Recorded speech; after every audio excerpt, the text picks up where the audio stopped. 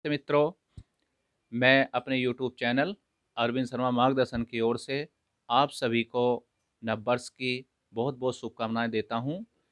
आपका जीवन सुखमय हो, समृद्धि में हो, आप सभी स्वस्थ रहें, खुश रहें और हर समय अच्छे कार्यों में लगे रहें। मित्रों, मैं आज आपको बताना चाहता हूँ कि प्रत्येक व्यक्ति जो है आगे बढ़ना चाहता है, ऊँचे पद को प्राप्त करना चाहता है।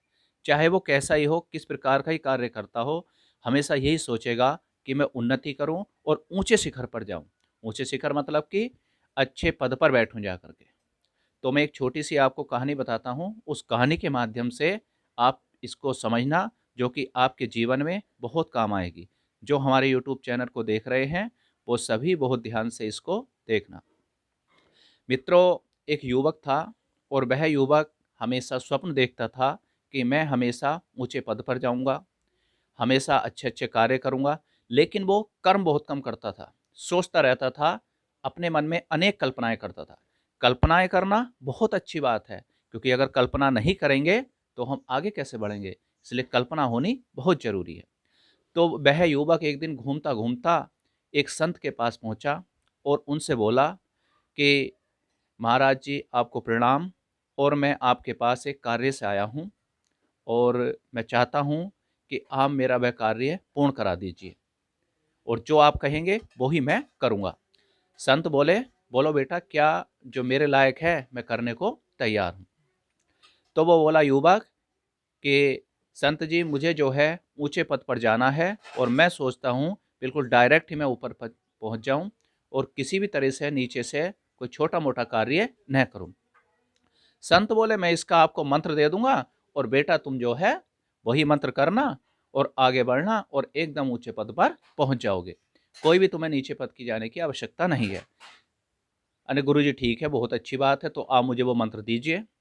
गुरुजी बोले, बेटा अभी हमारा जो है इस समय पूजा का टाइम हो रहा है और ये हमारा आश्रम है, इसमें फूल खिले हुए हैं, तो मेरा थोड़ा-सा काम है, वो आप कर सकते हो क्या? हाँ गुरुजी, बोलो क्या है? तो उन्होंने कहा कि आप मेरे लिए गुलाब के फूल ले आओ ताज़ा। वो बोला, बस इतना सा ही? हाँ, यही काम है, लेकिन एक शर्त है, जिस गुलाब को आप छोड़ दो पीछे, उसको फिर मुड़ के दोबारा न तोड़ना, फिर आगे से ही लेना है। ठीक है गुरुजी। तो वो उन्हें कहता हुआ ऐसा आगे को चला गया। बहुत मन में खुश था। वो बोला, इतना सा काम करना है मुझे और फिर मुझे वह मंत्र मिल जाएगा और मैं तो फिर आईएएस या पीसीएस कोई ऐसा पद ले लूँगा और मज़े रहेंगे मेरे। तो चलता रहा और जैसे वो उसमें पहुँचा बगीचे में, तो उसने देखा सुंदर-सुंदर जो है फूल लग रहे थे गुलाब के, बहुत सुंदर-सुंदर, जैसे देखे बहुत सुंदर। आगे जाता रहा, वो बोला आगे से मैं तोड़ूँगा, क्योंकि इसमें तो बहुत सुंदर है, गुरुजी को अच्छे से अच्छा गुलाब ला कर के दूँगा। वो निकलता गया तो सारे आश्रम में से, बगीचे में से निकल गया और अंत में उसने देखा कि गुलाब है ही नहीं, एक तो है मुरझाया हुआ या टूटा हुआ। अब वो बोला, अब क्या करा जाए?